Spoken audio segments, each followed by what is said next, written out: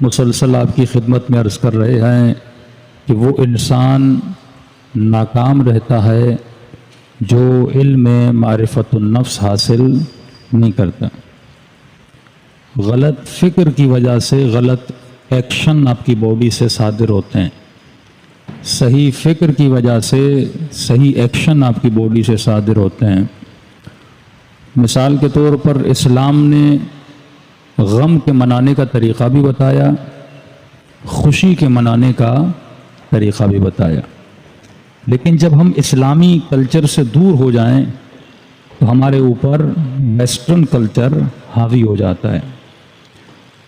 اب جس طرح 14 اگست ہے، لوگ خوشیاں منا رہے ہیں، تو جو اسلامی کلچر میں خوشی ہے وہ پٹاخے نہیں، یہ پیسے کا بھی ضیاع ہے، وقت کا بھی ضیاع ہے. لیکن یہ ویسٹرن کلچر کا حصہ ہے کہ جب نیو ایئر آتا ہے، ان کا نیا سال آتا ہے، تو آپ دیکھتے ہیں وہ پٹاخے پھوڑتے ہیں، کیونکہ ان کے پاس خوشیوں کو منانے کا طریقہ کسی نے بتایا نہیں ہے. لیکن جس امت کے پاس مصطفیٰ موجود ہو، جس امت کے پاس قرآن موجود ہو، تو اللہ نے کہا خوشی تجھے تب ہونی چاہیے جب میں تجھے نعمت عطا کروں.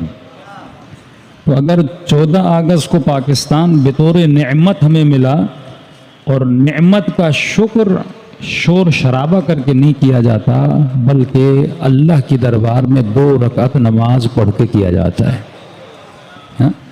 یہ خوشی کا صحیح طریقہ ہے، جس میں انسان کا ٹائم بھی بچتا ہے، انسان کی زندگی میں برکتیں بھی آتی ہیں.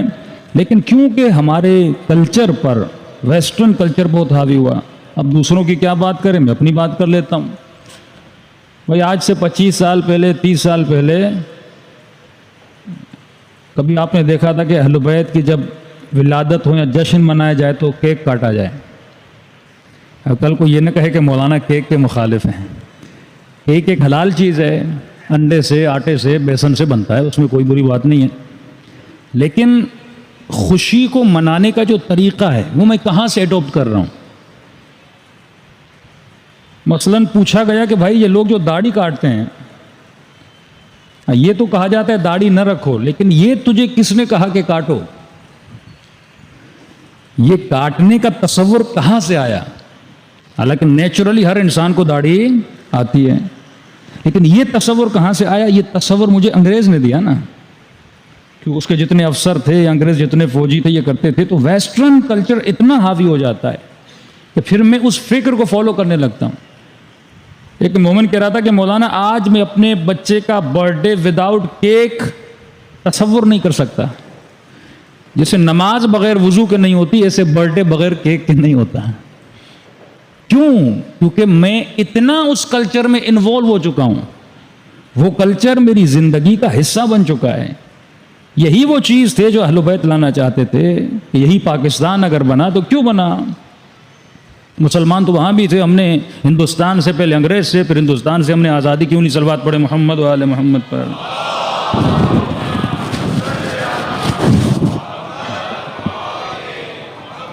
قائد اعظم کا جو بیسک نظریہ تھا وہ یہ تھا کہ مسلمانوں کا کلچر الگ ہے.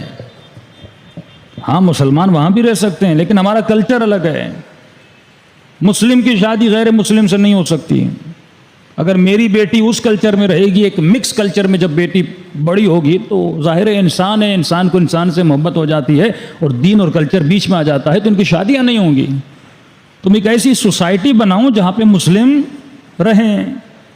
سینکڑوں ایسے قصے ہیں انڈیا کے جو میں آپ کو بتا سکتا ہوں. ایون وہ ہندوستان کے ہمارے، ذرا نام نہیں لوں گا، مختلف ممالک میں بزنس کے لیے گئے، بڑا بزنس مین ہے کہ بیٹی نے شادی ہندو سے کر لی، بیٹے نے بھی شادی ہندو سے کر لی، کیونکہ اس کلچر میں اتنے مکس ہو چکے تھے. آج پاکستان کی سوسائٹی کا یہ ایشو نہیں ہے کہ ایک مسلم لڑکی جا کے ہندو سے شادی کر لے.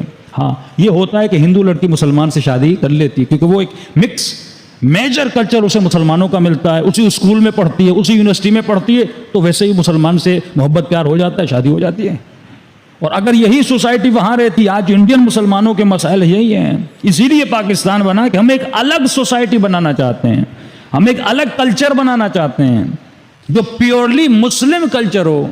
اسے کہتے ہیں کسی بھی ملک کے انقلاب یا ریولیوشن یا آزادی کے اہداف.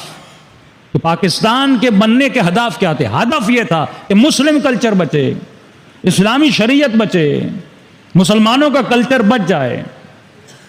لیکن پھر اس آزادی کا فائدہ کیا ہوا کہ قائد اعظم کے جانے کے بعد اسی پاکستان میں جس کو ہندو کلچر سے بچنے کے لیے بنایا گیا تھا، ایک مسلم سوسائٹی کریٹ کرنے کے لیے بنایا گیا تھا، اسی پاکستان میں 40 سال تک لوگوں نے انڈین کلچر کو موویز کے ذریعے دیکھا.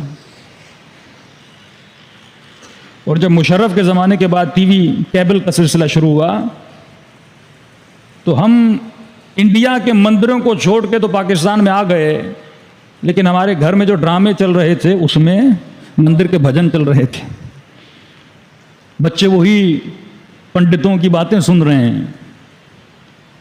تو صرف آزادی کافی نہیں ہوتی جب تک تم نظریے کو نہیں بچاتے. امریکہ کی فورن منسٹر اس نے کہا کہ ایران بنا کیوں؟ ریولیوشن انقلاب کی آئی کیوں؟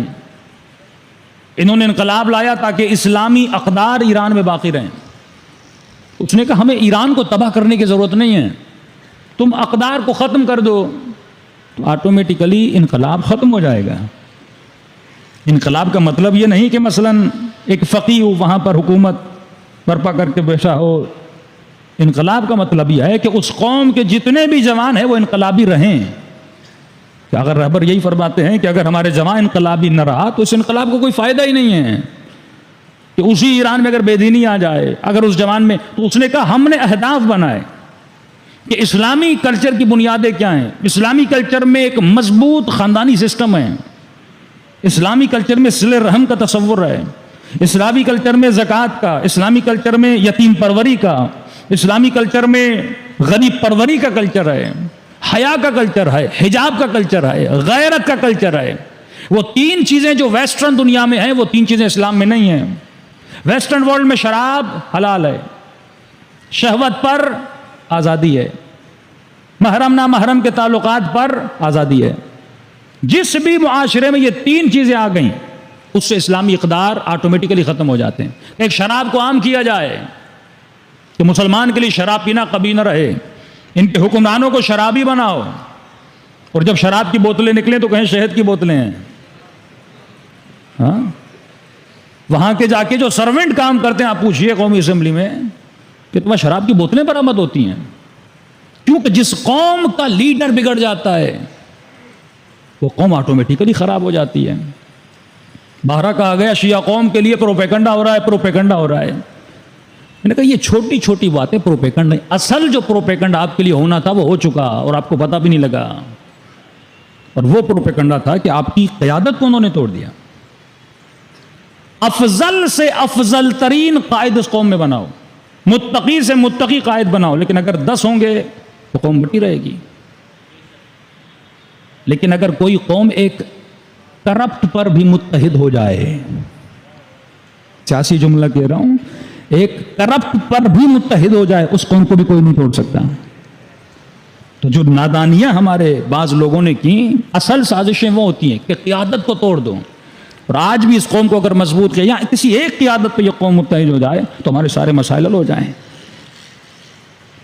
کیونکہ اگر 10 جگہوں سے آپ کو فرمان آنے لگے تو آپ کس کی بات کو مانو گے؟ ایران کی کامیابی کا راز ایک ہے کہ وہ ایک قیادت پہ کیا ہیں؟ متحد ہیں. جس دن بھی ایران میں 2 قیادتیں آئیں، چاہے وہ 2 مولوی کیوں نہ ہوں، چاہے وہ 2 مجتہد کیوں نہ ہوں، اس دن ایران کا انقلاب کیا ہو جائے گا؟ ختم ہو جائے گا. تو بڑے آسان طریقے سے ایک تو آپ کے اندر آتے ہیں، آپ کا کلچر بدلتے ہیں. جس انسان مسلم و مومن کو یہ نہیں پتا کہ علی بن ابی طالب کا کلچر کیا ہے، وہ کلچر ہماری مجلسوں میں، وہی ویسٹرن کلچر ہمارے نوحوں میں، وہی ویسٹرن کلچر، وہی، یعنی ہم کس کو کاپی کر رہے ہیں؟ میرا کوئی اپنا پیور کلچر ہونا چاہیے.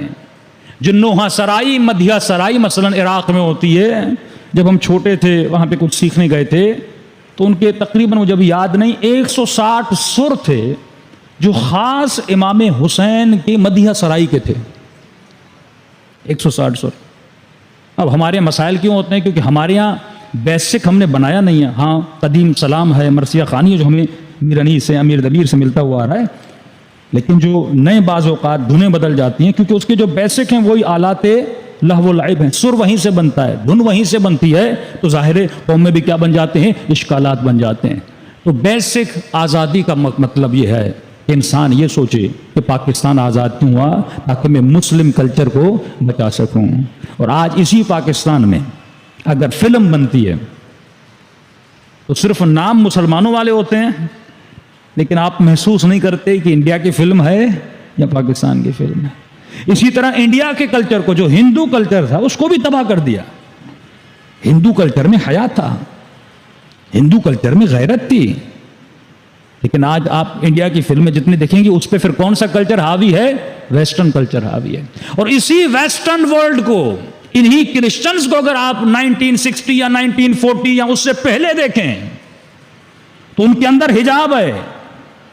مسیحیوں کی خواتین کو دیکھیں، وہ بڑے کھلے کپڑے پہنتی تھیں، سر پہ ہماری طرح دوپٹہ پہنتی تھی۔ آج ان کے جو کرسچن کی جو دینی ان کی ہوتی ہیں تو آپ دیکھیں ان کا وہی حجاب تھا جو جناب مریم کا حجاب تھا۔ ان کی خواتین میں حیا تھا، ان کی خواتین میں شرم تھا۔ لیکن سیکنڈ ورلڈ وار کے بعد صہیونی طاقتوں نے کیا کیا کہ ان کے کلچر کو بھی کیا کر دیا؟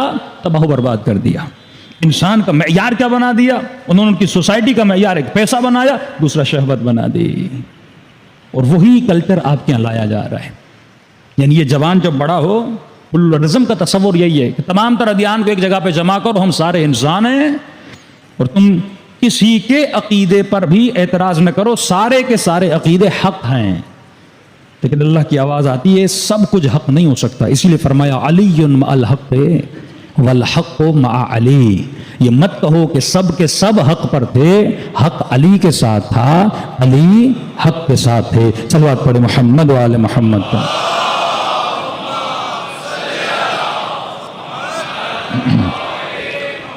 اور افسوس سے انہوں نے، واقعاً وہ کامیاب ہیں کیونکہ میڈیا ان کے ہاتھ میں ہے، سوشل میڈیا ان کے ہاتھ میں ہے۔ جب تک کریٹو سوچ اس قوم میں پیدا نہیں ہوگی، جب تک ہم صرف کاپی پیسٹ کے کلچر کو لے کر چلیں گے، بھائی ایک امریکہ میں بیٹھا ہوا جوان اگر فیس بک بنا سکتا ہے تو ہمارا جوان کیوں نہیں کوئی فیس بک جیسی چیز بناتا؟ اگر وہ یوٹیوب بنا سکتے ہیں تو آپ کیوں نہیں یوٹیوب جیسی کوئی ویب سائٹ بناتے ہیں؟ کریٹو مائنڈ سیٹ بنائیں۔ اور انہی لوگوں کو مارا جاتا ہے، انہی لوگوں کو شہید کیا جاتا ہے۔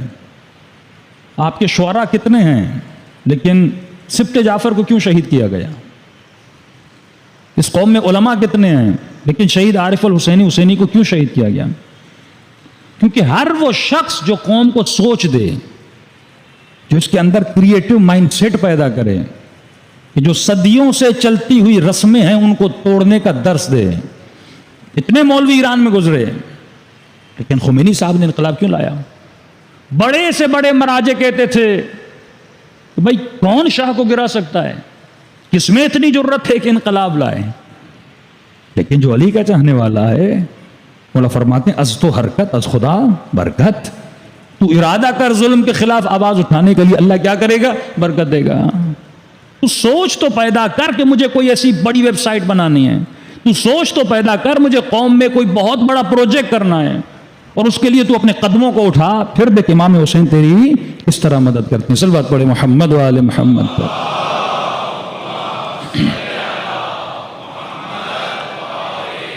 محمد و اجل فرجہم۔ بہت مشکل ہے واقعاً مقابلہ کرنا، لیکن انسان کا کام ہے اپنا وظیفہ انجام دے، اپنی ڈیوٹی انجام دے، باقی اللہ پہ چھوڑ دے۔ ایران کے حالات بھی کچھ بہتر نہیں ہیں اس وقت، ان کے جوانوں کے حالات بھی بہتر نہیں ہیں، لیکن ایران کی بنسبت آپ پاکستانیوں کا کلچر بہتر ہے۔ یہ بھی نعمت الہی ہے آپ کے پاس، کیونکہ جو آپ کا لباس ہے یہ بہتر ہے۔ کیونکہ جب محمد رضا شاہ کی حکومت تھی، اس نے ایرانی خواتین کے لباس کو بدل دیا۔ دیکھیے کتنا بڑا ایک قوم میں انحراف آ جاتا ہے، صرف لباس بدل جائے، صرف لباس۔ کہ انقلاب اسلامی کے آنے کے بعد 40 ایئرز گزر گئے لیکن ابھی تک ایرانی علماء اپنی قوم کا لباس نہیں بدل سکے. کیونکہ جب کلچر بدل جاتا ہے اس کا ریورس بڑا مشکل ہوتا ہے, کیونکہ وہ زیادہ سے زیادہ ماڈرن ہوتا جاتا ہے, زیادہ سے زیادہ ماڈرن ہوتا جاتا ہے. تو وہ یہی چاہتے ہیں کہ آپ کا اب چائنا کا کوئی اپنا لباس کا کلچر نہیں ہے. اس کی پرانی موویز دیکھیں گے, وہ ہسٹری میں دکھاتے ہیں, لیکن آج چائنیز کا وہی لباس ہے جو ویسٹرن ورلڈ کا لباس ہے. لیکن صرف پاکستان ہے, انڈیا کا بھی تقریباً ختم ہو چکا ہے, یا یہ تھوڑے بہت افغانستان ہیں یا تھوڑے ممالک ہیں جن کا اپنا لباس باقی ہے, اسپیشلی آپ کی خواتین کا لباس. کیونکہ ہمارے لباس میں کیا ہے؟ حیا ہے. حیا کا کہاں سے پتہ چلتا ہے؟ سوسائٹی سے پتہ چلتا ہے. تو پاکستان میں اگر کوئی خاتون کسی بائک کے پیچھے بیٹھتی بھی ہے تو اسلامی طریقے سے بیٹھتی ہے. حالانکہ یہ کلچر انڈیا میں بھی ایسا ہی ہے, اس کا تعلق اسلام سے نہیں ہے, لیکن اسلام اس کلچر کو ایکسیپٹ کرتا ہے کہ خاتون اگر دوسری طرح بیٹھے وہ خاتون کے لیے مکروہ ہے اسلام میں اس حالت میں بیٹھنا. تو کئی چیزیں آپ کے کلچر میں پازیٹیو ہیں جن کی بقا کے لیے ہر جوان کو لڑنا ہے. یہی لباس, میں بارہا کہتا ہوں, اتنی فیکٹریز بنتی ہیں کپڑا بنانے کے لیے, لیکن آپ اسلامی لباس بنانے کے ہمارے فیشن اینڈ ڈیزائننگ میں جوان کیوں نہیں آتے ہیں؟ کیوں ایسی بوتیک, کوئی ایسی چیز متعارف نہیں کرواتے کہ خاتون کو پیور اسلامی لباس ملے, اس جوان کو پیور اسلامی لباس ملے. بعض اوقات ایسا کپڑا بنایا جاتا ہے بہت باریک ہوتا ہے, جس سے انسان کا جسم ظاہر ہوتا ہے, یہ غیر اسلامی ہے. ہر وہ لباس جس سے انسان کا جسم ظاہر ہو جائے وہ کیا ہے؟ غیر اسلامی ہے. ظاہر وہ مارکیٹ میں جائے گی, مارکیٹ میں نہیں جائے, گھر میں تو زندگی گزار رہی ہے, دیور دیکھ رہا ہے, مختلف لوگ گھر میں آتے ہیں, اگر لباس پتلا ہو تو یہ حرام ہو جاتا ہے. لیکن یہ خاتون کہاں سے لباس لیتی ہے؟ باہر سے لیتی ہے. اب یہ ہمارے سرمایہ داروں کا کام ہے تو بزنس کا بزنس کریں, اسلامی کلچر کا اسلامی کلچر بنائیں. ایسے لوگ رکھیں بھائی, ایسا کپڑا بناؤ جو گرم بھی نہ ہو لیکن جس سے انسان کا جسم ظاہر بھی نہ ہو جائے. ایسی کئی چیزیں ہیں جو اسلامی کلچر کی آپ بنا سکتے ہیں. میں نے کئی 1-2 سال پہلے آپ کو مثال دی تھی, اسلامی انجینئرنگ. لوگ صرف انجینئرنگ پڑھتے ہیں, یہ جو بلڈنگ بناتے ہیں, آپ مختلف میپس بناتے ہیں, اس میں اسلامی سبجیکٹ بھی ہے کہ اسلام کا حکم کیا ہے کہ مجھے اپنا گھر کیسا بنانا ہے. کبھی کسی نے اسٹڈی کیا اس پہ؟ وہ ہر چیز پہ پی ایچ ڈی کر رہے ہیں, چیٹی پہ پی ایچ ڈی کر رہے ہیں, ہاں ہر چیز پہ انگریز پی ایچ ڈی کر رہے ہیں. ہم مسلمان کیوں نہیں کر رہے؟ اتنے منابع ہمارے پاس موجود ہیں, ہم کوئی ادارہ ایسا کیوں نہیں بناتے جس میں قوم کو سوچ دی جائے, جس میں جوان کو فکر دی جائے؟ کیوں کوئی ایسی اسلامی یونیورسٹی نہیں ہے جو اسلامی اقدار کو اور اسلامی سویلائزیشن پہ کام کرے؟ اب 2 روایتیں آپ کو سناؤں. معصوم فرماتے ہیں جو میاں بیوی کا کمرہ ہو, جو روم ہو, ظاہر میاں بیوی کی ایک نجی زندگی ہے, ایک ان کی اپنی انفرادی زندگی, ان کا اپنا ایک تعلق ہے.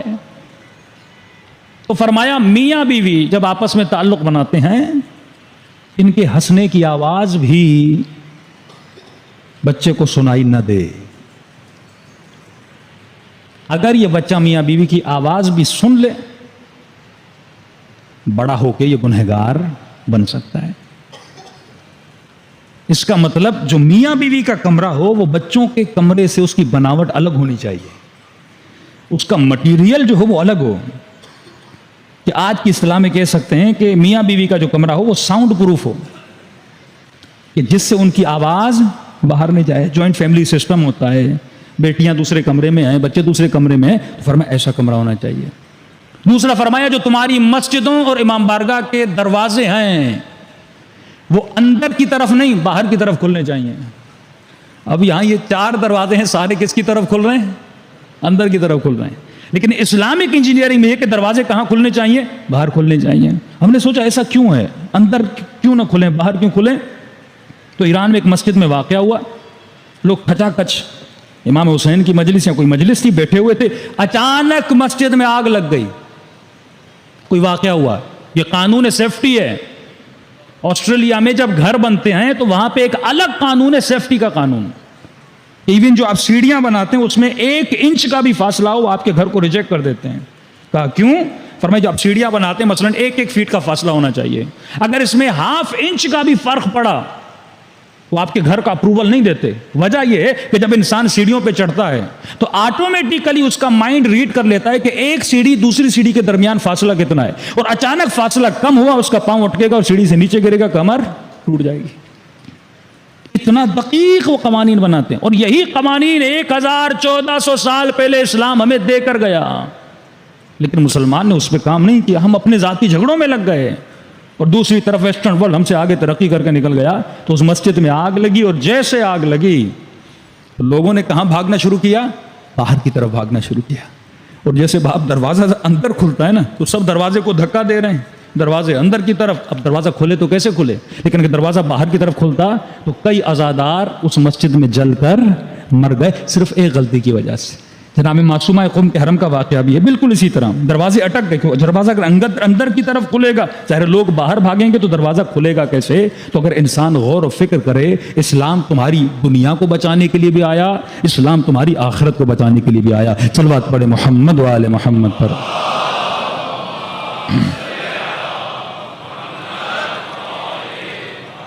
وَعَجِّلْ فَرَجَهُمْ، تو فرمایا ہر انسان کو دیکھنا چاہیے کہ معرفت النفس کے لیے کہ یہ جو خیالات تمہارے ذہن میں آ رہے ہیں، یہ خیالات کہاں سے آ رہے ہیں، یہ خیال کہیں نفس کا خیال تو نہیں ہے، تو ان باتوں پہ عمل کرو، ان خیالات پہ عمل کرو جو خیال تمہارے عقل کا خیال ہو۔ انسان کی تعریف علم المنطق میں جو کی گئی وہ یہ ہے کہ الانسان حیوان ناطق، انسان ایک ایسا حیوان ہے جو بولتا ہے، جو نطق رکھتا ہے۔ باقی تمام تر صفات میں انسان اور حیوان ایکول ہیں، کھاتے آپ بھی ہیں، کھاتے حیوان بھی ہیں، پیتے آپ بھی ہیں، پیتے حیوان بھی ہیں، شہوانی لذت وہ بھی حاصل کرتے ہیں، آپ بھی کرتے ہیں، بچے ان کے بھی ہیں، بچے آپ کے بھی ہیں۔ فرق صرف اتنا ہے کہ حیوان بولتا نہیں ہے، انسان بولتا ہے۔ یہ تعریف ہے منطقی لوگوں کی، جو لاجک، علم اللاجک، فلسفی، ان کی تعریف انسان کی۔ لیکن آئیے اہل بیت سے پوچھیں کہ مولا انسان کی تعریف کیا ہے؟ کیا ہر وہ شخص انسان ہے جو بولتا ہے؟ قرآن کہتا ہے نہیں۔ امام زین العابدین فرماتے ہیں نہیں،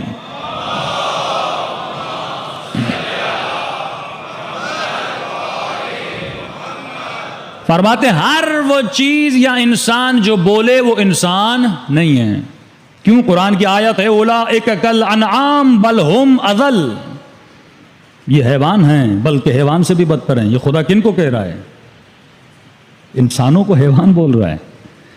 کیا آپ کی نگاہ میں یزید انسان ہے؟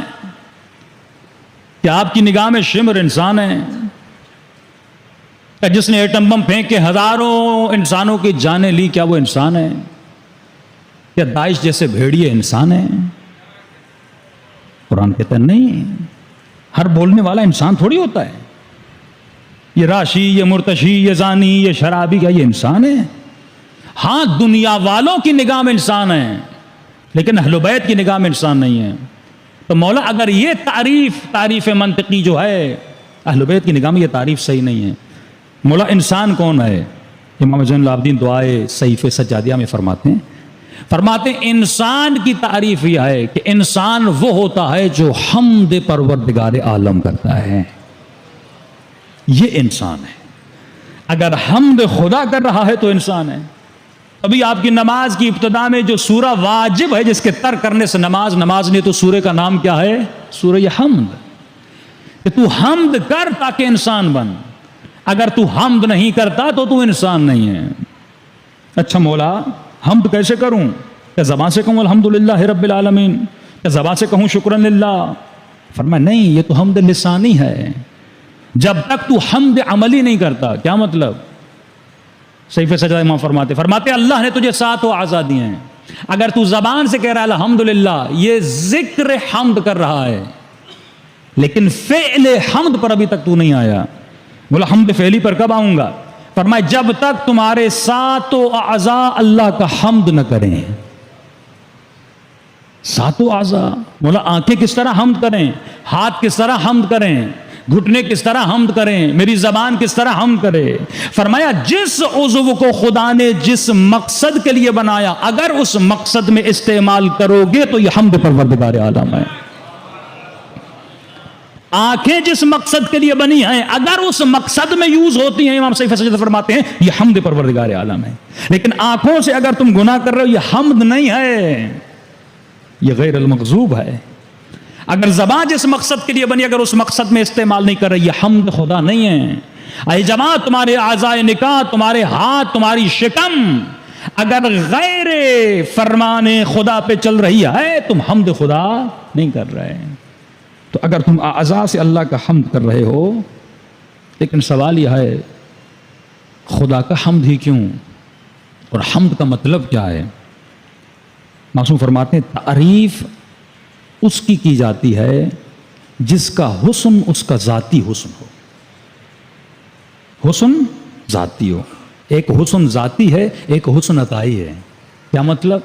ایک خوبصورت آدمی اگر مجمع میں بیٹھا ہو، حضرت یوسف کی مثال لے لیں، حسین ترین تھے، تو جو حمد خدا کرتا ہے وہ یوسف کو دیکھ کر حمد نہیں کرتا۔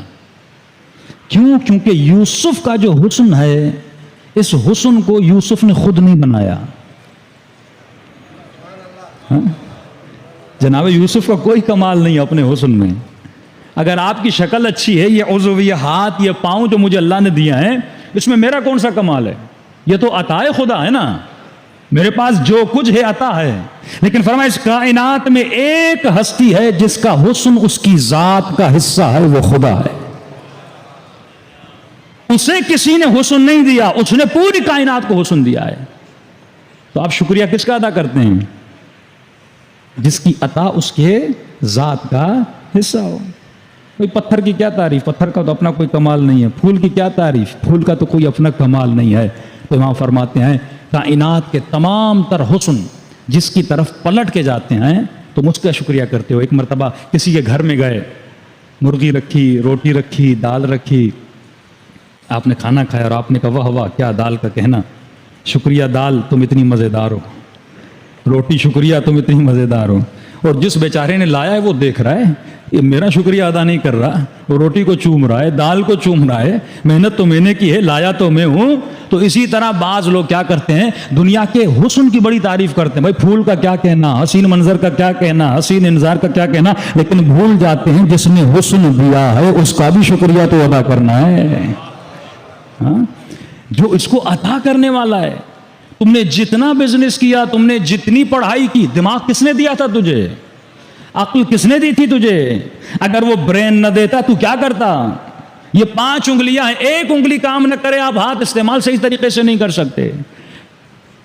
چھٹے امام کی لمبی حدیث ہے، توحید مفضل آپ پڑھیے، کہ اللہ نے ابرو دیے ہیں، کیوں دیے؟ ناک دیا کیوں دیا؟ آنکھ کو یہاں پہ کیوں رکھا ہے؟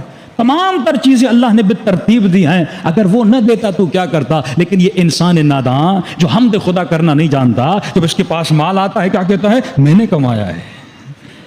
جب اپنے حسین چہرے کو آئینے میں دیکھتا ہے کہتا ہے تو میرا حسن ہے، میری مرضی میں جیسے گھوموں، میری مرضی میں جیسے کپڑے پہنوں، میری مرضی میں جیسے بولوں۔ بھول جاتا ہے تجھے حسین شکل دینے والا وہ حسین رب ہے۔ اگر وہ تجھے حسن نہ دیتا تیری تعریفیں کہاں سے ہوتی؟ اگر وہ تجھے حسین جسم نہ دیتا تو یہ کمالات کہاں سے لاتا؟ تو اصل جو شکر پروردگار عالم ہے وہ شکر اس ذات کا کیا جاتا ہے جس کی تمام تر صفات اس کی اپنی ہیں، کسی کی دی ہوئی نہیں ہے۔ اور کائنات میں اگر کوئی ایسی ذات ہے وہ ذات وحدہ لا شریک ہے، وہ ذات پروردگار عالم ہے۔ صلوات پڑھے محمد و آل محمد۔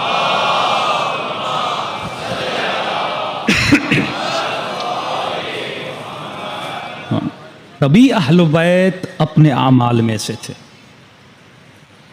اب ایک فکر جو فکر غلط انسان کے ذہن میں آتی ہے، ایک تو یہ سمجھ لیں نفس انسان کا دشمن، دوسری فکر جو انسان کے ذہن میں آتی ہے، انسان چیزوں کو اپنا سمجھتا ہے۔ فنا فی اللہ کا تصور یہ ہے کہ جب تم اللہ کی معرفت حاصل کرتے ہو اس کے بعد تم ایک نتیجے پہ پہنچتے ہو کہ جو کچھ ہے وہ اللہ کا ہے، جو کچھ ہے اگر وہ مجھے دے رہا ہے اس کی عطا ہے، کسی مقصد کے لیے دے رہا ہے، مجھے اسی مقصد میں اپنے اعضاء کو، اپنے مال کو، اپنی اولاد کو اس مقصد میں یوز کرنا ہے۔ لیکن انسان بھٹک کیوں جاتا ہے؟ اس کے اندر ایک صفت آتی ہے کہ میں نے اس دن عرض کیا، وہ صفت ریا ہے۔ وہ لوگوں کو نفع اور نقصان کا مالک سمجھتا ہے۔ وہ گھر اس لیے اچھا بناتا ہے لوگ تعریف کریں گے، اچھی گاڑی لیتا ہے لوگ تعریف کریں گے، ہمیشہ لوگوں کے پیچھے لگتا ہے۔ مولا فرماتے ایسا انسان معاشرے میں ذلیل اور خوار ہو جاتا ہے۔ مولا کیوں خوار ہو جاتا ہے؟ مولا فرماتے ہیں کیونکہ لوگ ایک نہیں ہیں، لوگ جمع ہے۔ اگر اس امام بارگاہ میں 500 لوگ بیٹھے ہیں تو 500 لوگوں کی 500 پسندیں ہوں گی، ایک پسند تو آپ لوگوں کی نہیں ہے۔ کوئی کہے گا مولانا امامہ ایسے رکھو، کوئی کہے گا نہیں مولانا ایسے رکھو، کوئی کہے گا مولانا سفید پہنو، کوئی کہے گا مولانا کپڑے ایسے پہنو۔ اب میں اگر سب کو خوش کروں تو کر سکتا ہوں کیا؟ مجمع کہ نہیں مولانا مجلس ایسے پڑھے، وہ نہیں کہ مولانا یہ پڑھے، وہ نہیں کہ مولانا یہ پڑھے، کیا میں سب کو خوش کر سکتا ہوں؟ تو تم اگر لوگوں کو خوش کرنے چلو گے تو لوگوں کی خوشیاں ہزاروں ہیں، کسی کو خوش نہیں کر پاؤ گے، 2 تعریفیں کریں گے، 4 تمہاری برائیاں کریں گے، لیکن کائنات میں ایک ہے، صرف اسے خوش کر۔ واللہ مجھے بتائیے ایک کو خوش کرنا آسان ہے یا ہزاروں کو خوش کرنا آسان ہے؟ یہ تو نعمت ہے کہ خدا بھی ایک ہے، آپ کو ایک ہی کو خوش کرنا ہے۔ تو اگر زندگی میں انسان کوشش کرے صرف ایک کو خوش کر لے، اور اگر وہ راضی ہو جائے تو حسین بھی راضی ہو جائیں۔ چلو ہاتھ پڑھے محمد والے، صلوات پڑھے محمد والے۔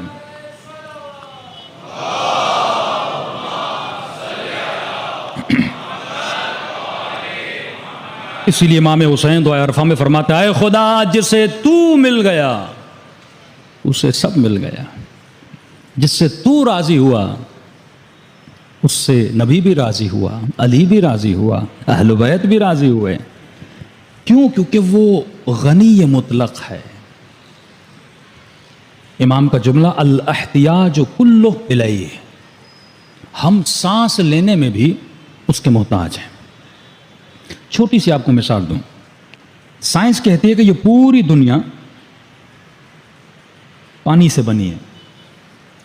خدا نے دنیا کو بنا دیا، بنانے کے بعد اس کائنات میں پانی کی ضرورت تھی، 1/3 آف دنیا پانی ہے، اور جو مخلوق خدا بنی تو اس مخلوق کو پانی پینے کی ضرورت تھی، لیکن پانی تھا نمکین، انسان پانی پیتا تو کیسے پیتا؟ بیمار ہو جاتا۔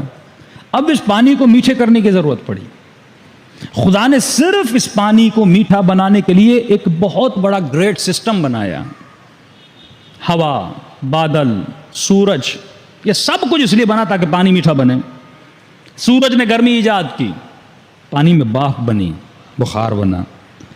اگر پانی ایسے اوپر جاتا تو نہ جا سکتا کیونکہ اس میں نمک تھا، نمک میں وزن ہے، تو جب بھاپ بنی تو پانی اور نمک جدا ہو گئے، پانی اکیلا ہو گیا، پانی کو اوپر لے جایا گیا، بڑے سسٹم کے ذریعے سے اسے فلٹر کیا گیا، فلٹر کرنے کے بعد پھر زمین پہ برسایا گیا۔ اب تصور کرو ایک گلاس پانی پہنچتے پہنچتے اس نے کتنے کمالات دکھائے ہیں۔ ہاں؟ اب جب انسان سوچے گا کہ میں کیا پی رہا ہوں، تبھی اہل بیت خدا کس طرح وہ جانتے تھے کہ اس کریم رب نے اس انسان ناچیز کو بنانے کے بعد اتنی بڑی ہستی بنا دی ہے۔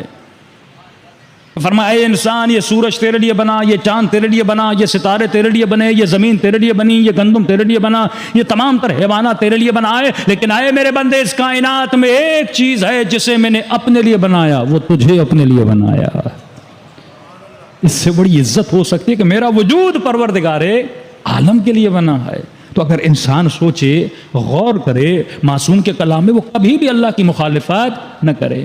فرمایا الاحتیاج کلہ الیہ، ہر چیز اس کی محتاج، even single drop of water پینے کے لیے بھی ہم اس سارے سسٹم میں پروردگار عالم کے محتاج ہیں۔ آپ آکسیجن لے رہے ہیں، ایک لمحے کے لیے آکسیجن روک دے، جو کورونا کے مریض آپ ان سے پوچھے سانس جب نہیں جاتی تو انسان کو تکلیف کتنی ہوتی ہے، چند لمحوں کے لیے یہ سسٹم کام کرنا چھوڑ دے۔ ایران کے بہت بڑے مرجع بیمار ہوئے، پیشاب کا مسئلہ ہو گیا، ان کو پیشاب نہیں آ رہا تھا، کڈنیاں پھٹنے کو آ گئیں، گھرے تو کیا کرے، ہاسپٹل میں لے گئے، مشینوں پہ لگایا گیا، اور ایک مصنوعی سسٹم سے ان کے نجاست کو خارج کیا گیا۔ 1 ہفتے کا خرچہ لاکھوں میں آیا۔ کہتا اس دن کے بعد اگر میں واش روم میں بھی جاتا تھا خدا کا شکر ادا کرتا تھا کہ فری میں اللہ نے اتنا سسٹم دیا، لیکن بندہ شکر پروردگار عالم نہیں کرتا۔ کم از کم ہفتے میں 1 مرتبہ ہاسپٹل جایا کرو تاکہ تمہیں احساس ہو جن نعمتوں میں جی رہے ہو وہ نعمتیں کتنی بڑی ہیں۔ پھر وہ کیا انسان اللہ کے دربار میں سجدہ نہیں کرے گا؟ پھر وہ اللہ کا شکر نہیں کرے گا؟ اہل بیت محسوس کرتے تھے، تبھی ایک رات میں 1000 رکعت نمازیں پڑھتے تھے۔ صلوات پڑھے محمد و آل محمد۔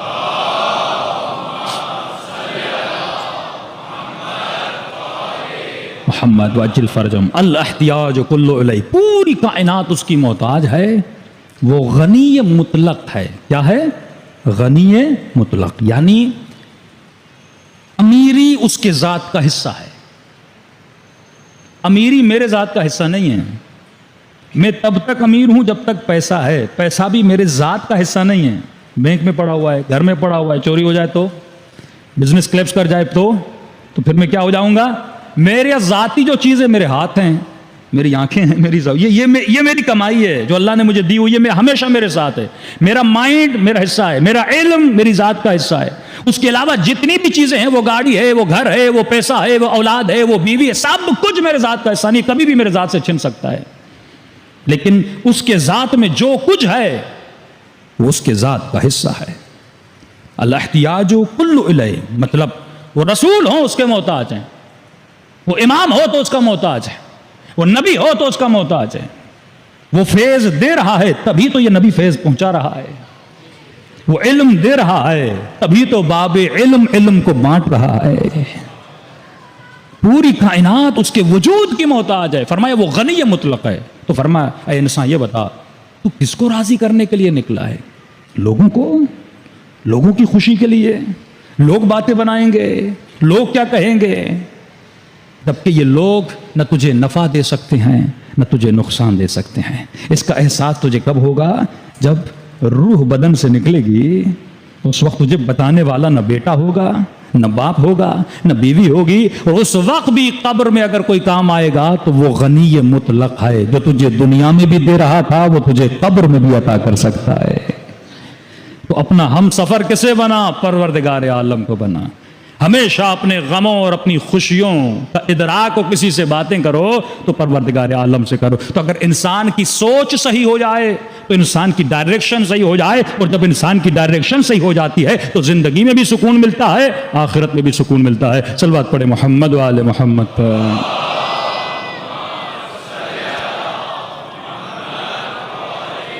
محمد و اجل فرجم. تو تجمل گرائی، ریاکاری، لوگوں کو راضی کرنا، لوگ کیا کہیں گے، لوگ کیا باتیں بنائیں گے.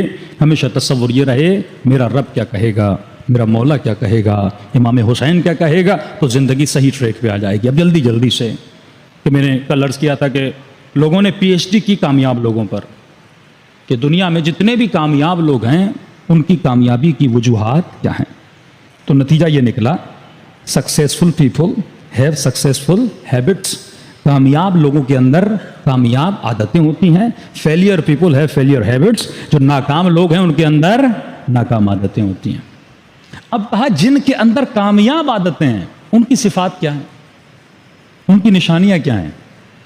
جو کامیاب لوگ ہیں کیوں کامیاب بنے، یہ کامیاب عادتیں ان کے اندر ڈیولپ کیوں ہوئی. ایک تو نتیجہ یہ نکلا کہ جتنی بھی عادتیں ہیں، عادت کو ڈیولپ کرنا بڑا مشکل ہوتا ہے. یہ فرماتے ہیں عادت ایک باریک سے دھاگے کی طرح ہوتی ہے. ایک دن آپ نماز تہجد پڑھو گے، ایک باریک دھاگے کا تصور کیجئے، یہ دھاگا بن جاتا ہے. دوسرے دن پڑھا، دھاگا موٹا ہوتا جاتا ہے. 1 سال 2 سال جب گزر جاتے ہیں، یہ اس دھاگے کو خدا زنجیر میں بدل دیتا ہے. اب یہ لوہے کی زنجیر بن جاتی ہے. اب وہ بی بی زندان شام میں بھی ہیں تو نماز شب پڑھ رہی ہیں، ہاں، کیونکہ زنجیریں ہیں ان کی پروردگار عالم کے ساتھ بندھی ہوئی.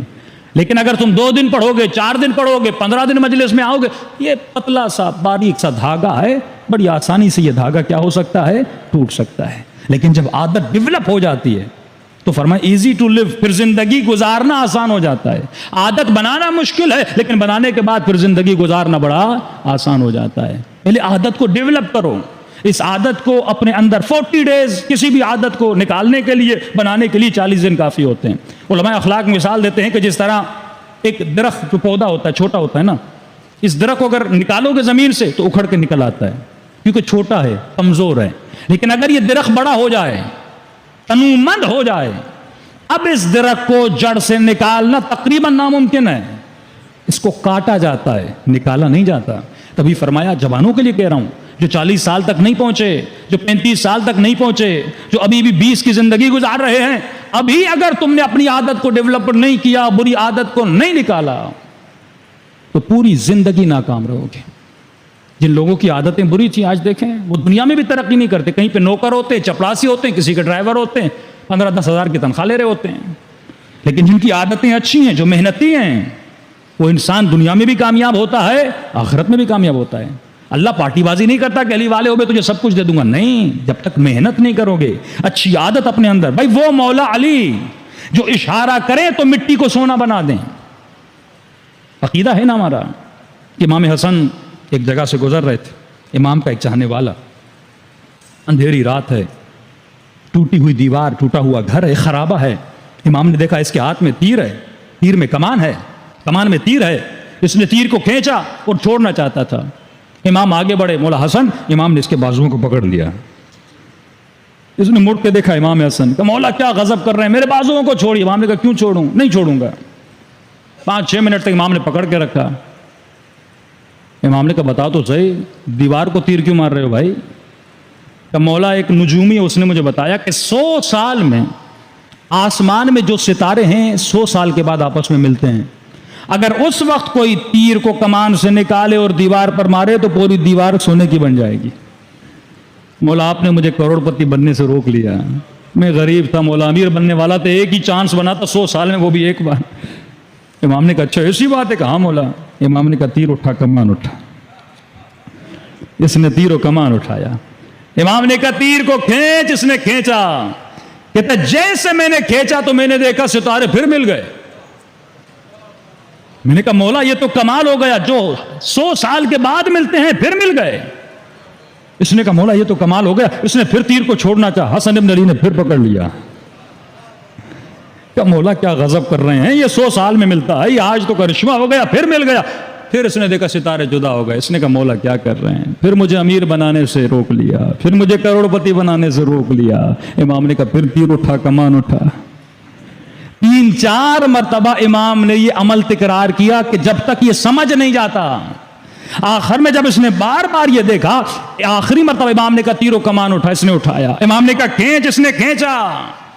کہتا جیسے کھینچا ستارے وہیں کے وہیں رکے رہے۔ اس نے کہا مولا اب نہیں ملنے والے۔ امام نے کہا ان کو چھوڑ دے، تو تیر کو کمان سے نکال۔ اس نے جیسے تیر کو کمان سے نکالا، دیوار پوری سونے کی بن گئی۔ کہ ہم اگر اشارہ کریں تو دیواروں کو سونا بنا دیں۔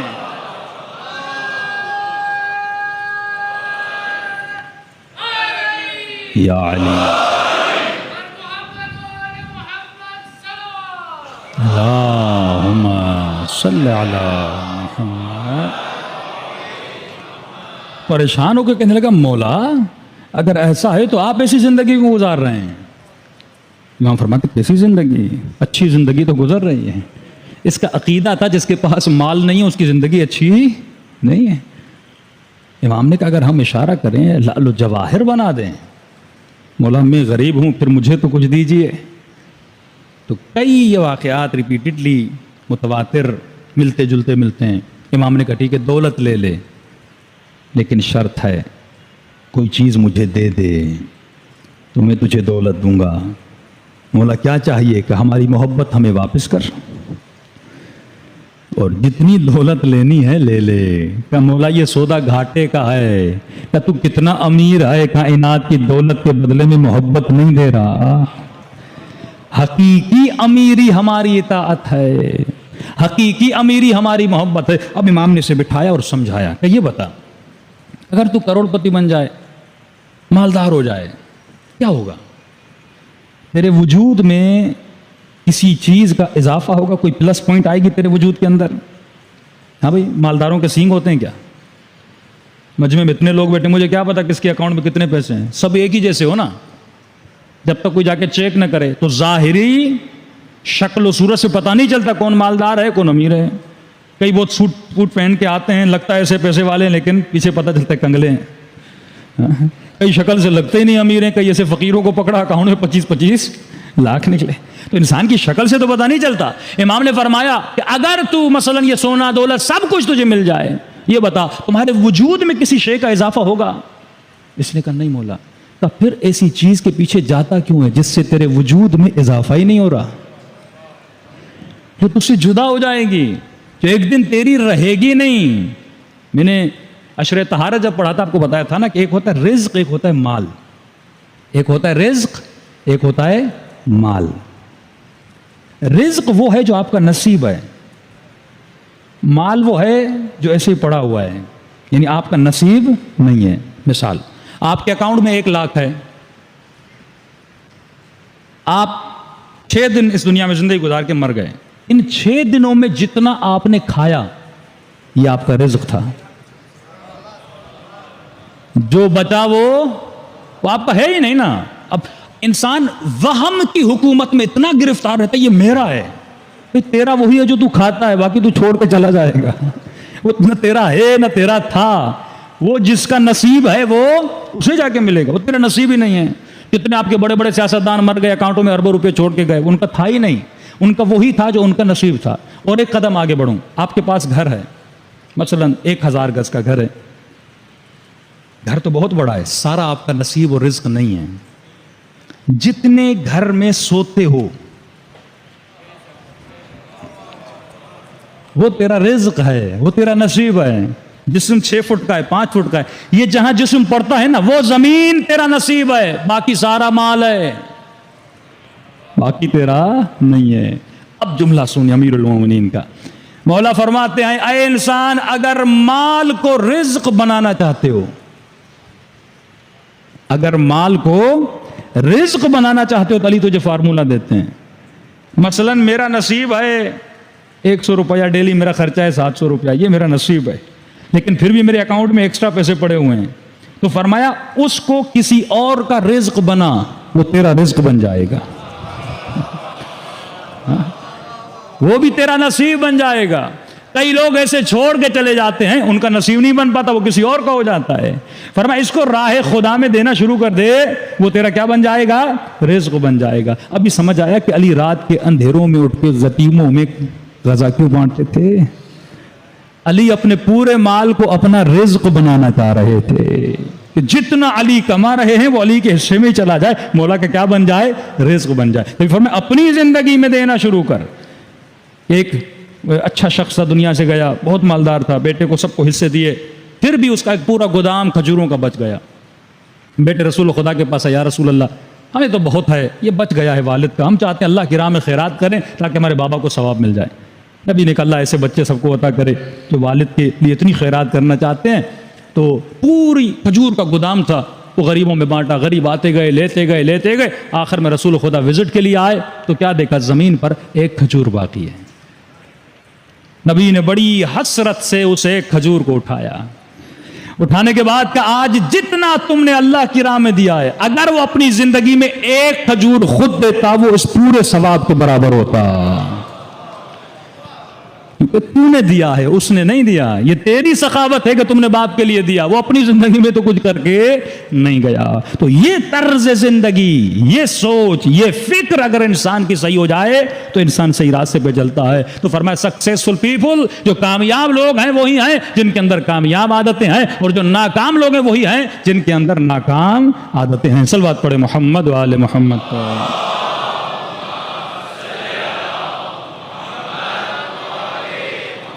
وَأَجِّلْ فَرْجَهُمْ. ان کامیاب لوگوں کے اندر چند عادتیں تھیں.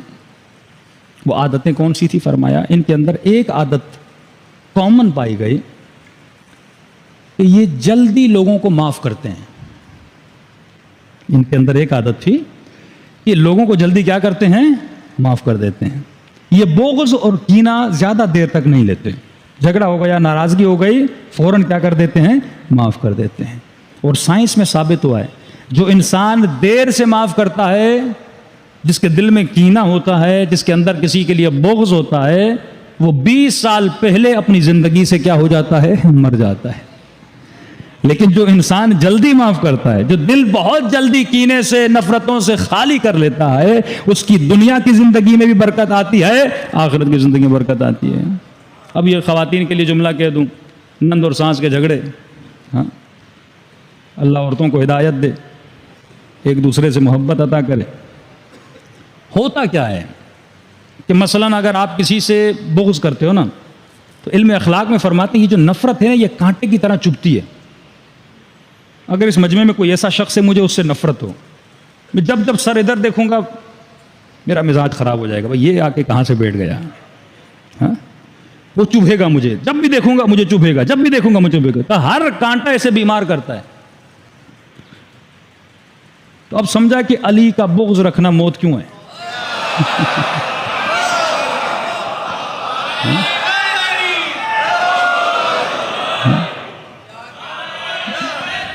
یا ہمیں تو کوئی نقصان نہیں ہے.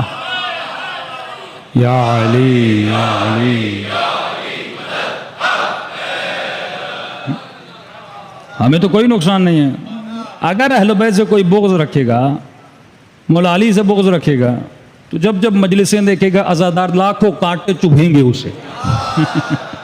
وہ ایسے ہی جل کے مر جائے گا، خود بخود اپنی موت خود لائے گا. تو بہتر یہی ہے کہ انسان بغض کو دل سے نکالے، نفرت کو دل سے نکالے. ہاں اچھا، بغض، محبت، حل الدین الا الحب والبغض بہت بڑا سبجیکٹ ہے. کہ دین محبت اور بغض کے علاوہ کچھ ہے نہیں. تقاضا بشری ہے کہ انسان محبت بھی کرتا ہے، نفرت بھی کرتا ہے. تولا تبرا دونوں چیزیں تو ہیں نا. لیکن کانٹا اسے چبھتا ہے جو بغض اپنی وجہ سے کرتا ہے. اگر کسی کا بغض میں دل میں رکھوں خدا کے لیے تو کوئی کانٹا نہیں چبھے گا، وہ رحمت بن جاتا ہے. میں کسی سے نفرت کروں خدا کے لیے. ہمارا مسئلہ کیا ہے؟ جب حب ذات، سیلف آف لو ہمارے ذہن میں، یعنی اپنی محبت آ جاتی ہے تو ہم سارے مسائل میں گرفتار ہو جاتے ہیں. میری بیٹی کو طلاق دی، میرے بیٹے کو یہ کہا، میری شادی میں نہیں آیا، مجھے گالی دی، فلاں جگہ پہ میری غیبت کی. اب سوچ سوچ کے اپنی حب ذات ہے نا، ذات کی محبت ہے، اور خدا نہ خواستہ شوہر دوسری شادی کر لے تو اس خاتون کو تو کینسر ہو جاتا ہے. سوچ سوچ کے کیونکہ حب ذات ہے نا، وہ ایکسٹرا پرسن کو برداشت نہیں کر پاتی. بھئی طلاق تو ویسے بھی دوسری کو دینے والا نہیں ہے، تو اپنی زندگی انسان کیوں تباہ کرے؟ محبت شوہر سے اس لیے نہ کی جائے کہ وہ تم سے محبت کرتا ہے، محبت اس لیے کرو اگر اس کے دل میں خدا کی محبت ہے. محبتوں اور نفرتوں کا معیار پروردگار عالم بنے، نہ کہ میری ذات بنے. میرا مال کھایا، مجھے گالی دی، میرے باپ سے لڑا، میرے بھائی سے لڑا. وجہ کیا ہے؟ وجہ یہ ہے کہ معصوم فرماتے ہیں نہ تمہارا باپ معصوم ہے، نہ تمہارا قبیلہ معصوم ہے. باپ سے بھی گناہ ہو سکتا ہے، باپ سے بھی غلطیاں ہو سکتی ہے، تو تم باپ کی وجہ سے کیوں نفرت کر رہے ہو؟ قبیلے کی وجہ سے کیوں نفرت کر رہے ہو؟ نفرت اس کی وجہ سے کرو جس کے وجود میں خطا نہ ہو. تو محبت اہل بیت کی وجہ سے کیونکہ معصوم ہیں، نفرت بھی اہل بیت کی وجہ سے کیونکہ معصوم ہیں. تو کسی بھی انسان سے اپنی ذات کی وجہ سے نہ محبت کرنا نہ نفرت کرنا. فرماتے قیامت کے دن کچھ لوگوں کو لایا جائے گا، یوم تری المؤمنون والمؤمنات یسعی نورہم بین ایدیہم وبایمانہم. کچھ ایسے لوگوں کو لایا جائے گا جن کے چہروں سے نور نکل رہا ہوگا. آواز آئے گی، ولی ہو، نبی ہو، کون ہو تم لوگ؟ کہیں گے پروردگار عالم، ہم نے دنیا میں صرف ایک کام کیا. کون سا کام کیا؟ آواز آئے گی، دنیا میں لوگوں نے ہمیں گالیاں دیں، ہمیں برا بھلا کہا، ہماری بیٹی کو اذیت دی، ہمارے بیٹے کو اذیت دی، ہمارے قبیلے کو رسوا کیا، ہماری قوم کو رسوا کیا، لیکن ہم نے کسی سے نفرت نہیں کی. نفرت اس سے کی جس کے دل میں تیری نفرت تھی، محبت بھی اس سے کی جس کے دل میں تیری محبت تھی. اب یہ کردار ہے. حر جب امام کے پاس آیا بڑا شرمندہ تھا، آنکھوں پہ پٹی باندھی ہوئی ہے، ہاتھوں میں رسی باندھی ہوئی ہے. بیٹے کو کہہ رہا ہے جب حسین آ جائے مجھے بہت جلدی بتا دینا. جیسے قریب ہوتا گیا، بیٹا، غلام، بھائی تینوں ساتھ ہیں. آواز آئی اللہ اکبر. تو کیا ہوا؟ حسین آ گئے. نہیں بابا، علی اکبر استقبال کے لیے آئے. کردار دیکھیے اہل بیت کا. پھر 2 مرتبہ صدا بلند ہوئی اللہ اکبر کا. کیا ہوا؟ آقا حسین آ گئے. نہیں بھیا، عباس استقبال کے لیے آئے ہیں. پھر تینوں نے کہا اللہ اکبر، اللہ اکبر کا. اب کیا ہوا؟ کہ خود حسین ابن علی استقبال کے لیے آئے. تاریخ لکھتی حر اتنا شرمندہ تھا کہ مولا مجھے کچھ کہیں گے، میں نے گستاخی کی، لگام فرس حسین ابن علی میں ہاتھ ڈالا، مخدرات اہل بیت کو رلایا. لیکن جب امام کے پاس آتا ہے، امام آنکھوں سے پٹی ہٹاتے ہیں، ہاتھوں کو کھولتے ہیں، کہتے حر آج پلانے کے لیے پانی نہیں ہے. آج کھلانے کے لیے کھانا بھی نہیں. کہتے مولا میں معافی مانگنے آیا ہوں، آپ پانی اور کھانے کا پوچھ رہے ہیں. اور باتوں کو چھوڑ دے، آجا بیٹھ جا. کہتے مولا میں کیسے راضی ہو جاؤں؟ جب میں نے آپ کے لجام فرس میں ہاتھ ڈالا تھا مجھے اماریوں سے کچھ بیبیوں کے رونے کی آوازیں آ رہی تھی. مولا میں کیسے راضی؟ امام فرماتے ہو ان باتوں کو چھوڑ دے. آج اگر حسین کے پاس کچھ بھی نہیں ہے، آجا میرے خیمے کے سائے میں بیٹھ جا، اور دھوپ بہت ہے. انہوں نے اپنی خاطر کبھی کسی سے نفرت نہیں کی. کبھی روایت کربلا لکھتی ہے، مجھے یہ باتیں پڑھتے ہوئے امام حسین کی معرفت اور بڑھ جاتی ہے. واقعاً فرماتے شمر امام حسین کے سینے پر سوار ہے، سینے پر سوار ہے، ہاتھ میں خنجر ہے، گلے پہ چھری چلانے والا ہے. اس وقت بھی امام فرماتے ہیں شمر میرا گلا نہ کاٹ. وہ سمجھا امام کو تکلیف ہوگی. امام نے فرمایا شمر جو امام وقت کا گلا کاٹتا ہے اس کے لیے توبہ کی گنجائش نہیں ہے، وہ خالدین فیہا ہو جاتے، ہمیشہ کے لیے جہنم میں جلے گا. تو نے بہت گناہ کیے ہیں لیکن اتنے گناہ کر کہ کل اس کا جواب بھی دے سکے. تو کہا کیا کروں، آپ کو نہیں ماروں، یزید سے انعام نہیں لوں؟ کہا انعام لینا، مقصد حسین کو مارنا ہے.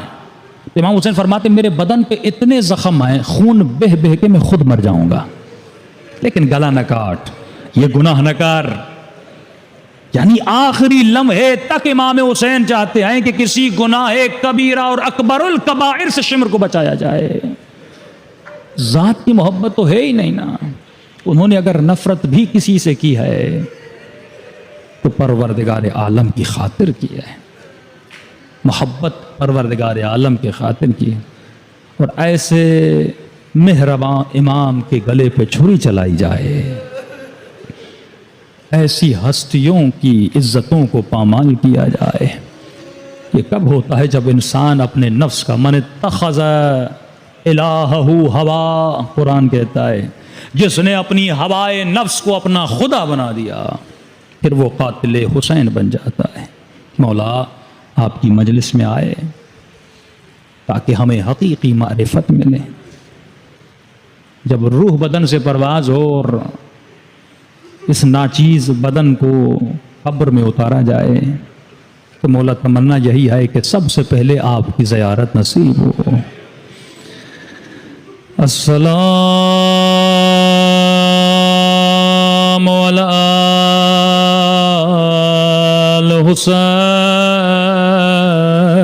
الحسین وعلی علی ابن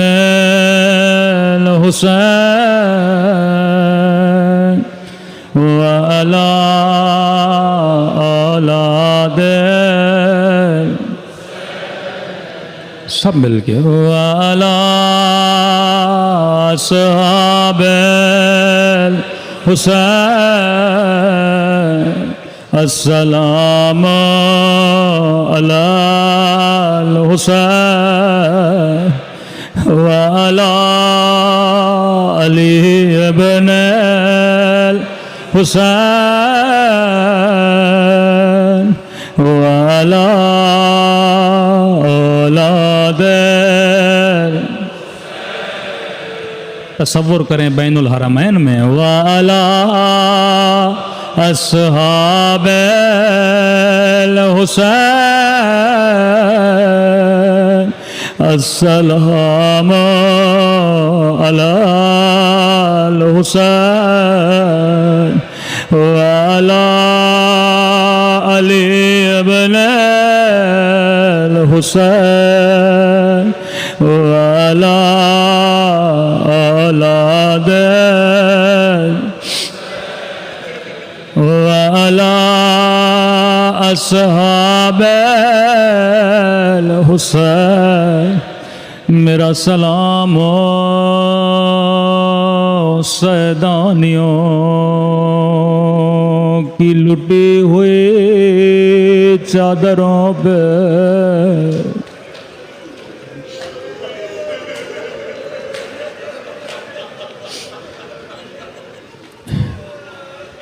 آیت اللہ مرزا شیرازی کسی مجلس میں بیٹھے تھے، ذاکر نے بس ایک جملہ کہا، علی کی بیٹی شرابی کی دربار میں آئی۔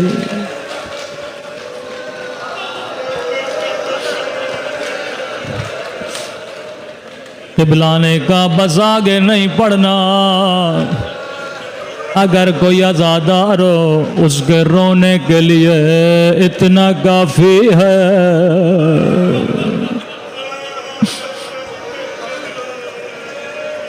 40 سال امام سجاد گریا کرتے رہے، پانی پہ نگاہ پڑتی، واہ حسینہ واہ حسینہ، گوشت پہ نگاہ پڑی، واہ علی اصغرا واہ علی اصغرا۔ بازار والے بھی سمجھ گئے سجاد کے سامنے کبھی گوشت نہ رکھنا۔ اتنے مظلوم امام جگہ جگہ روتے، لیکن میں کہوں گا زادارو امام سجاد 40 سال روئے، لیکن ایک اور امام ہے جو سجاد سے بھی زیادہ رویا ہے، سنیں گے وہ کون ہے؟ امام سجاد 40 سال روئے، لیکن 1000 سال گزر گئے، ابھی تک امام زمانہ رو رہے۔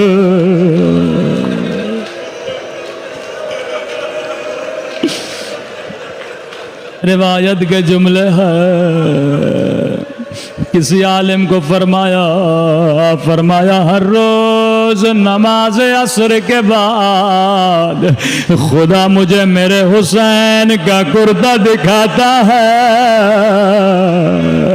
اے عزادارو تو پانی روتا ہے پر میں خون روتا ہوں۔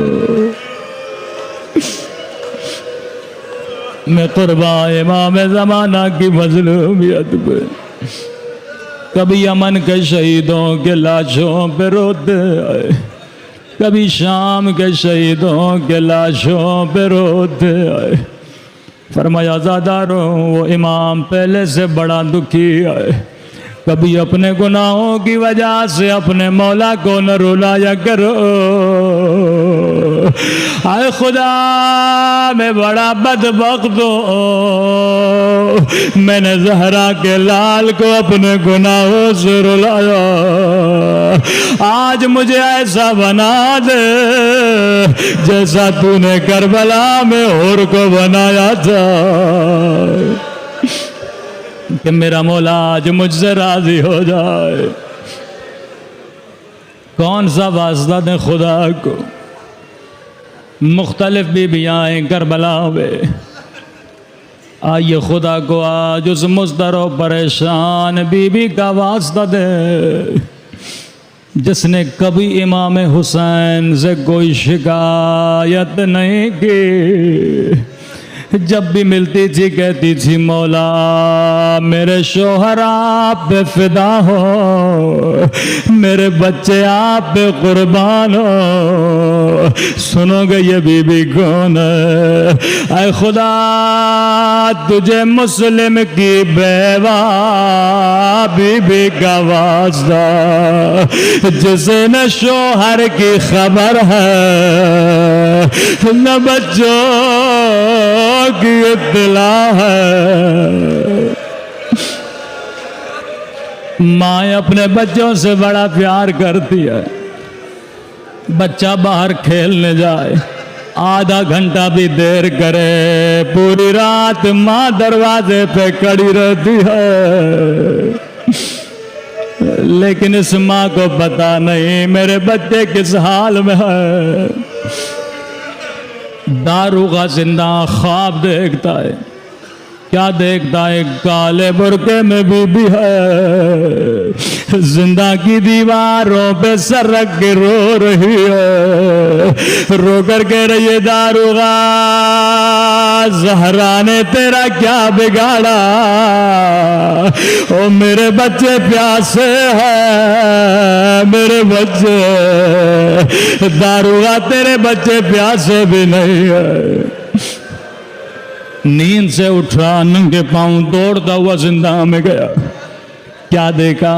2 چاند سے ٹکڑے، چھوٹا شہزادہ بڑے شہزادے کی گود میں آئے، رو کر کہنے لگا شہزادے کہیں تیرا بھائی مر تو نہیں گیا؟ مجھے معاف کر لینا، مجھے پتا نہیں تھا۔ شہزادے جو کہو میں کرنے کے لیے تیار ہوں، کہو تو آزاد کروں، کوئی اور حکم ہو تو بتاؤ۔ بڑے شہزادے نے کہا داروغہ کئی دنوں سے میرا بھائی راتوں کو اماں کو بڑا یاد کرتا ہے، اماں اماں کر کے بے ہوش ہو جاتا ہے، مجھے ڈر ہے کہیں میرا بھائی مر نہ جائے، کیا کروں شہزادے؟ داروغہ اگر زحمت نہ ہو تھوڑی دیر کے لیے اپنی بیوی کو زندہ میں لا، میرے بھائی کو سینے سے لگا لے، شاید میرا بھائی بچ جائے۔ داروغہ دوڑتا ہوا گھر گیا، اپنی بیوی کو کہا جلدی کرو زندہ چلنا ہے۔ یہ نبی خدا کے صحابی کی بیٹی تھی، کہتی ہے داروغہ میں شریف عورت ہوں، مجھے رات کو زندہ نہ لے چل۔ داروغہ سر پیٹ کے کہتا ہے او کائنات کی شریف بیوی، او زندہ کی دیواروں پہ سر رکھ کے رو رہی ہے۔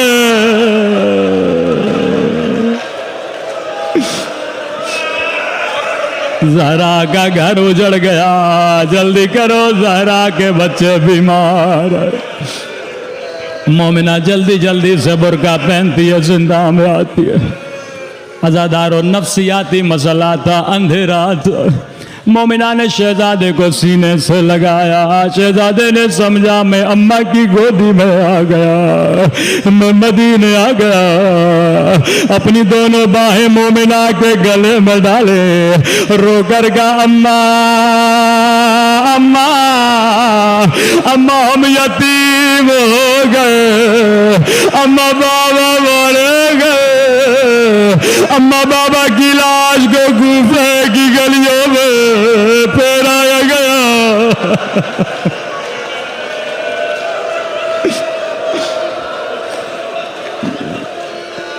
اماں ہم یتیم ہو گئے۔ مومنہ نے جیسے سنا رو کر کا شہزادو مجھے اماں نہ کہو، اور میں تیرے در کی کنیز ہوں۔ عزیز و داروغہ نے شہزادوں کو آزاد کیا۔ ذرا سوچ کے تصور کرو، جاتے تو کہاں جاتے، غریب الوطن، کبھی کسی گلی میں کبھی کسی گلی میں، چل چل کے تھک گئے کہ دیوار کا سہارا لے کے بیٹھ گئے، رو کر کہنے لگے کوئی ماموں عباس کو بلائے۔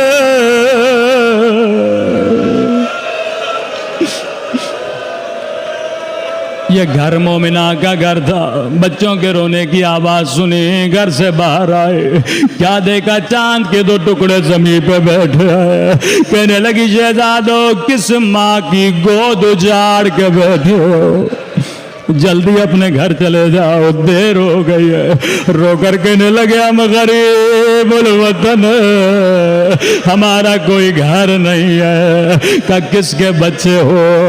رو کر کا مومنہ بتائیں گے تو مارو گی تو نہیں، کیونکہ جسے بھی بتایا اس نے مارا۔ کہا میں کیوں ماروں گی، بتا کس کے بچے ہو؟ کہا نحنو ابناء مسلم ابن عقیل، ہم مسلم کے یتیم بچے ہیں۔ مومنہ قدموں پہ گری، جلدی گھر لے گئی، بچوں کو نہلایا، کھانا کھلایا، جا کر سلا دیا۔ تاریخ کہتی ہے اس کا شوہر یا اس کا بیٹا بڑا ملعون تھا، پورا دن بچوں کو ڈھونڈتا رہا۔ مومنہ نے بڑا سمجھایا، سمجھا نہیں۔ رات کے اندھیری تھی، شہزادے نے بابا کو خواب میں دیکھا۔ جناب مسلم نے کہا میرے لال اب ملنے کا وقت بڑا قریب ہے۔ نیند سے اٹھے زارو قطار ہونے لگے۔ ملعون نے جیسے بچوں کی آواز سنی کمرے میں گیا۔ عزادارو اللہ کا حکم ہے وَأَمَّا الْيَتِيمَ فَلَا تَقْهَرْ، اے مسلمانوں یتیموں کے سروں پہ ہاتھ پھیرا کرو۔ لیکن سنو گے ملعون نے کیا کیا؟ بچوں کو بالوں سے ایسے اٹھایا، وہ بچوں کی چیخیں بلند۔ مومنہ کیا مہمانوں کے ساتھ ایسا سلوک؟ مومنہ بچانے کو آگے بڑھی، ملعون نے تلوار سے مومنہ کو زخمی کیا، بچوں کو نہر کے کنارے لے گیا۔ بچوں نے کہا موت سے نہیں ڈرتے، لیکن ہمیں 2 رکعت نماز کی اجازت دے دے۔ ننھے بچے ہیں لیکن تجھے نماز کا درس دے رہے ہیں۔ یا نماز پڑھی، ملعون بڑے شہزادے کو ذبح کرنا چاہتا تھا، چھوٹا شہزادہ دوڑا دوڑا آیا، ملعون میرا بابا بھی مارا گیا، اور بڑا بھائی باپ کی جگہ پہ ہوتا ہے۔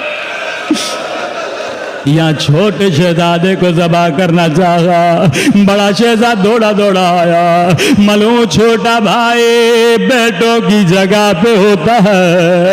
ملعون نے سر کو قلم کیا، جسم کو دریا میں پھینکا، لیکن روایت کے جملے ہیں جسم بہاؤں کے ساتھ نہیں بہا۔ یہاں دوسرے شہزادے کا سر قلم کیا، یا جیسے دوسرا جنازہ پانی میں گیا، پہلے شہزادے نے باہوں کو پھیلا، آجا میرے بھیا مدینے سے ساتھ چلے تھے، وہ ساتھ یتیم ہوئے ہیں، وہ ساتھ پانی میں بہیں گے۔ اللہ آپ سب کو 2 ننھی سی قبروں کی زیارت نصیب کرائے۔ لاشیں جا کے کھیتوں میں رک گئیں۔ صبح کسان آیا، کیا دیکھا؟ 2 نورانی لاشیں آئے کہ لوگوں جمع ہو جاؤ، اولیاء خدا کی لاشیں ملی ہے۔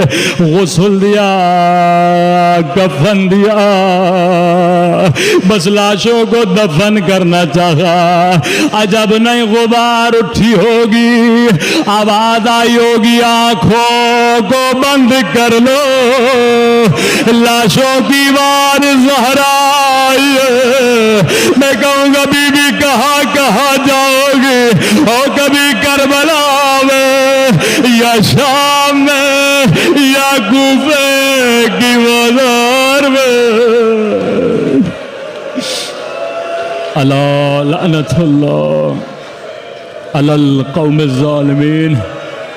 اے خدا تجھے مسلم کے یتیم بچوں کا واسطہ ہمارے مولا کا امام کا ظہور فرما، ہم سب کو مولا کے آوان میں شریک فرما، قبر اور قیامت و برزخ میں حسین کی شفاعت نصیب فرما۔ تب تک موت نہ دینا جب تک اپنے گناہوں سے معافی نہیں کر دیتے۔ اگر کوئی بیمار ہے اسے شفاء کاملہ عاجلہ نصیب فرما۔ ہم سب کو ایسا بنا جیسا امام زمانہ دیکھنا چاہتے ہیں۔